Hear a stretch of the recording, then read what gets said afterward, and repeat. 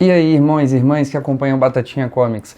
Hoje eu quero falar de uma que eu acho que é a melhor mensal publicada hoje no Brasil. No mínimo, uma das melhores, mas eu acho que, na minha opinião, é a melhor mensal. E ela é Melhores do Mundo, de Mark Waid e Dan Mora. O Mark Waid voltou para DC depois de alguns anos fora.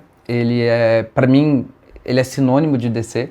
Mark Waid, ele se criou na DC, para mim, ele fez grandes fases em personagens como Flash, que eu tenho aqui atrás, toda a fase do Mark Waid no Flash, Reino do Amanhã, que eu tenho autografado por ele. Mark Waid, inclusive, um cara que eu conheci na Comic Con Experience, tirei uma foto com ele, apertei a mão dele, troquei umas palavras, porque a fila era gigante. Ô, caramba! É um cara que eu sou muito fã.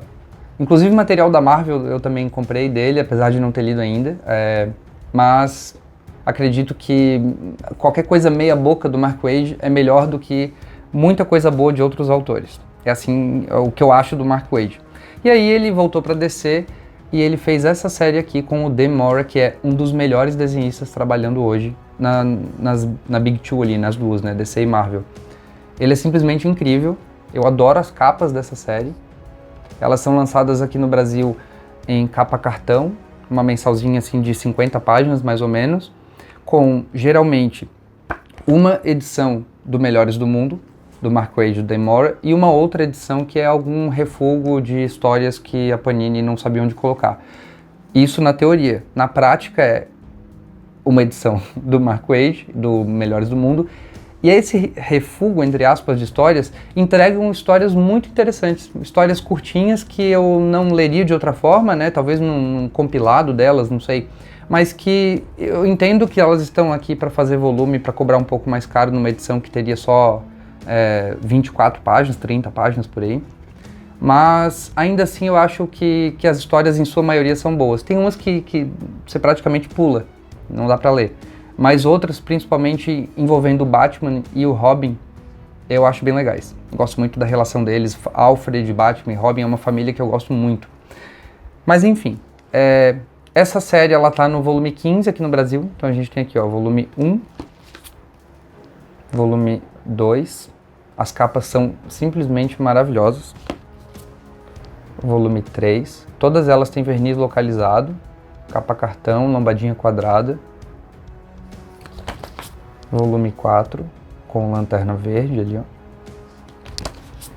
Volume 5, esse aqui é o vilão desse arco, que é o demônio Nezha. Ali a gente tem a Supergirl e o Robin. Um detalhe, essas histórias elas se passam no passado do universo DC, quando o Robin era ainda o Dick Grayson. Então é pré-Asa Noturna, pré-Jason Todd, pré-Tim Drake. A gente tem aqui o Dick Grayson no lugar do Robin.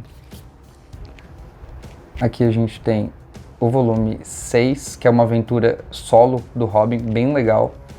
Depois eu vou comentar um pouco das histórias que eu já li. A gente tem o volume 7, com a introdução do Menino Trovão, que ele se torna aqui um sidekick do Superman. E tem uma grande reviravolta envolvendo a identidade desse personagem, que só fãs da DC mesmo vão saber. Tipo, é um personagem... tem que ser fã da DC. Volume 8, com o Superman e o Menino Trovão. O volume 9, com o Coringa na capa, uma capa muito linda. Esse Coringa do Dan Mora é maravilhoso. Inclusive a frase dele aqui. Alguém disse novo parceiro mirim e ele com um pé de cabra na mão. Então a gente sabe qual é a referência que está sendo feita aqui, né? O volume 10. Uma capa linda também, com essas cartas do Coringa com vários personagens da DC.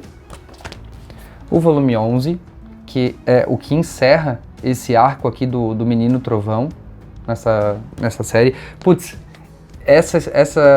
esse volume aqui são duas histórias do Melhores do Mundo. Em alguns momentos acontece isso, não tem uma história backup, são dois números do Melhores do Mundo.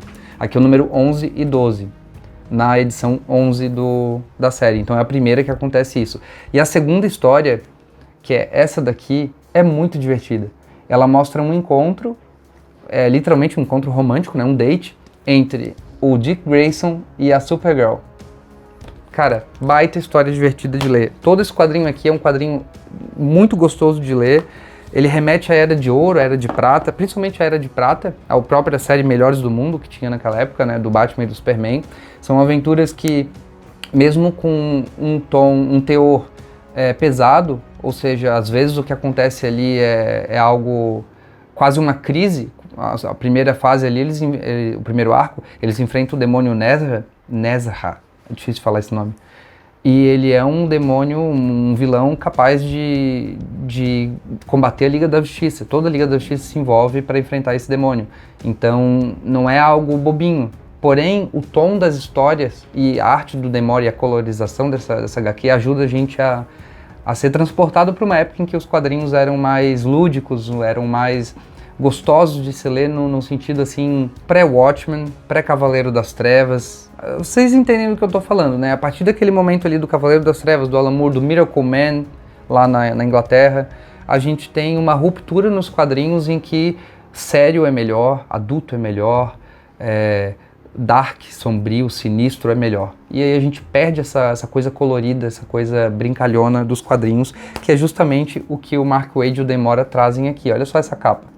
Isso aqui é por anos 60, anos 50, divertidíssimo esse quadrinho, vale muito a pena ler. Aqui é o volume 12, a gente tá chegando no final já. Volume 13, volume 14, e aqui a gente tem a introdução também da Turma Titã. Aliás, a Turma Titã já aparece nas outras histórias, assim como aparece também a Patrulha do Destino desse universo aqui, muito legal. Mas aqui a gente tem a série solo da Turma Titã, que também é escrita pelo Mark Waid. E volume 15, que é o mais atual que saiu no Brasil e que encerra um arco também. Próximo volume começa um outro arco. Bom, o que eu já li? Eu já li até o volume 11. Então, isso aqui, ó. Isso aqui é o que eu já li até o volume 11, o fim do arco do Menino Trovão. E me falta ler esse outro arco aqui, que é o volume 12, 13, 14 e 15. Vou ler logo. Não sei quando, mas logo. E o que a gente tem aqui? Do volume 1 ao 5, a gente tem o primeiro arco, que o Batman e o Superman enfrentam o demônio Nezha, que é esta criatura aqui, ó. Dá pra ver? Dá. Esta criatura aí da capa é o demônio Nezha. É uma história bem mística, envolve personagens que lidam com magia no universo DC. Então já dá pra entender que pro Superman isso é uma fraqueza, né? É difícil ele enfrentar o demônio Nezha, porque a fraqueza do Superman justamente é a magia. Mas eles enfrentam, como eu falei, isso aqui passa no passado. Então essa história que a gente vê, esse encontro dos heróis com o demônio Nezha no passado, e esse demônio retorna em breve no universo DC. Em breve eu digo no quesito de publicação. Logo depois dessa publicação aqui a gente teve a minissérie Batman vs Robin, que ela saiu aqui em 5 volumes. Então, 1, 2, também escrita pelo Mark Waid. 3. A gente tem aqui o Batman e o Damian Wayne numa rota de colisão. E, como você pode ver aqui, o demônio Nezha envolvido nessa história. Então aqui é o retorno dele pós o volume 5 do Melhores do Mundo. E aí no meio dessa saga a gente tem Planeta de Lázaro, que é melhor você esquecer que existe. Então finge que isso aqui nem aconteceu. E pode ir direto para Batman vs Robin número 5, que é o epílogo de Planeta de Lázaro, mas que nas primeiras páginas tem um resumo do que aconteceu nesse encadernado aqui, que não vale nem a pena ler. O resumo já serve de bom tamanho. E aí a gente tem aqui a última aparição, até o momento que eu saiba, do demônio Nezha. Depois, a gente tem uma história de uma edição só, que é essa daqui do Robin. O que acontece ali? Para enfrentar o demônio Nezha, o Robin e a Supergirl viajam no tempo para conseguir uma adaga lá, uma espada mágica do passado, que foi usada lá muito tempo atrás, séculos, milênios, não sei quanto tempo, para aprisionar o demônio Nezha na primeira vez que ele foi enfrentado por outros heróis de uma dinastia das antigas. E aí, no retorno, o Robin se perde da Supergirl e ele cai no fluxo do tempo e vai parar em outro lugar. 1892 é onde ele vai parar. E ele faz parte de um círculo lá, porque como a gente sabe, o Dick Grayson, o background dele é ser um artista de circo, assim como dá pra ver aqui na capa. Então ele vai fazer parte de um circo em 1892. Ele se envolve numa investigação criminal, um assassinato acontece lá, e ele se envolve nessa investigação e mostra bastante trabalho de detetive, que é algo que às vezes a gente não vê nas histórias do Batman. Aqui a gente vê o Robin detetivesco. E ao mesmo tempo que a gente acompanha essa história, o Batman e o Superman e outros heróis estão no futuro, no nosso presente, tentando descobrir como encontrar o Robin no fluxo do tempo. E aí a gente vai ter a colisão dessas duas histórias e, obviamente, a gente vai ter o Robin de volta. Depois a gente tem volume 11 ao... Não, desculpa. Volume 7 ao 11, a gente tem o arco do Menino Trovão. O Menino Trovão, ele é um rapaz que vivia numa outra Gotham, numa Gotham que teve um destino semelhante com Krypton, e ele foi o último sobrevivente colocado numa nave, igual ao Superman, dessa outra Gotham. Só que essa nave não veio de outro planeta. Ela veio de uma Gotham, de um universo paralelo, de uma das outras terras do universo DC. E ele veio parar na nossa Terra, e por causa da diferença do multiversal, assim, do nosso Sol e da nossa atmosfera e tudo mais, ele tem poderes aqui que ele não tinha na Terra dele, semelhante ao Superman. E ele acaba sendo... o Superman acaba ficando como tutor dele, para ensinar ele como ser um herói, como controlar os seus poderes, ensinar suas virtudes e os seus deveres, os seus direitos e tudo mais. E ele vira o sidekick do Superman, chamado Menino Trovão. Conhece a Turma Titã, aqui é chamada de Turma Titã, os jovens titãs, né? E acaba participando de algumas aventuras com eles e tal, mas ele é um rapaz que tem um temperamento explosivo, ele carrega uma culpa muito grande dentro dele pelo que aconteceu ao planeta dele, e a gente vai entender depois o porquê disso.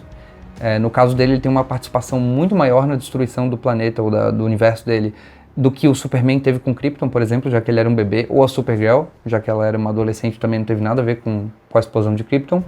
Mas já o Menino Trovão não, ele tem participação ativa no que aconteceu, principalmente no que aconteceu aos pais dele, não necessariamente ao universo, que daí é demais, mas o que aconteceu aos pais dele. Então ele carrega a culpa da morte dos pais dele, tal qual o Bruce Wayne carrega a culpa da morte dos pais dele, ou o Dick Grayson carrega a culpa...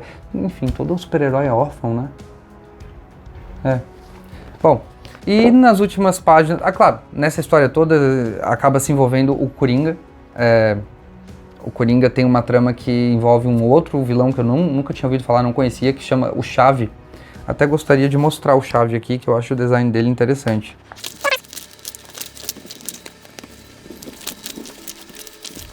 Ó, esse aqui embaixo é o Chave, e ali em cima a gente tem vários vilões que ele usa uma chave dimensional para trazer de outras realidades para enfrentar os heróis. Então esse vilão Chave eu não conhecia, ele tem os dedos cheios de chaves, ele consegue abrir portas e coisas assim.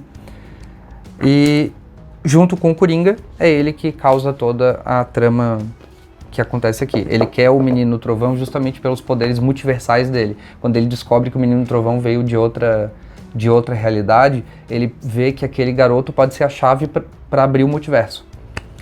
E aí, no final dessa história, a gente tem uma grande revelação sobre quem é o Menino Trovão, que é uma revelação que vai conectar com o Reino do Amanhã e aquela minissérie O Reino, que é diferente do Reino do Amanhã, é O Reino, The Kingdom. Vai ser relançada no Brasil esse mês, em capa dura pela Panini. Eu vou colocar uma imagem aí para você entender do que eu tô falando, que não é o Reino de Amanhã, mas é uma continuação do Reino do Amanhã. E tem relação também com essa história aqui e também com uma nova continuação dessa história que vai vir nas páginas de Melhores do Mundo, dos números 18 a 24, se eu não me engano. Não tenho certeza se aqui no Brasil vai bater certinho, mas lá fora é 18 a 24, a gente tem uma continuação do Reino do Amanhã. E estou bem ansioso para isso, mas ainda está aqui no 15. As próximas histórias, elas, além dessas aqui, né, do 12 ao 15, no caso do 16, vai mostrar o primeiro encontro do Batman e do Superman, isso vai ser remostrado. e envolve o Charada, se eu não me engano, para depois, nos outros números ali pelo 18, a gente ter a sequência de Reino do Amanhã, que é uma história que terminou de sair lá fora há pouco tempo, esse mês, e tá elogiadíssima. Então o Mark Waid veio com tudo nessa história, o Demora também, e eles vão ser responsáveis pelo grande evento DC que vai acontecer esse ano, mais pro final do ano. Então eles voltaram com tudo, esse quadrinho tá vendendo muito bem, tá sendo muito elogiado, e por isso deram as chaves do reino pro Mark Waid novamente, o que eu acho merecidíssimo, porque ele é um grande autor. E o Demora se mostra aqui como um dos melhores desenhistas da atualidade. É isso, essa foi Melhores do Mundo, talvez a melhor mensal publicada atualmente no Brasil. Está sendo publicada pela editora Panini todo mês e eu recomendo muito você pegar isso aqui. Ela tem um preço de capa de R$19,90, não, acho que é mais. Nossa, R$19,90? É.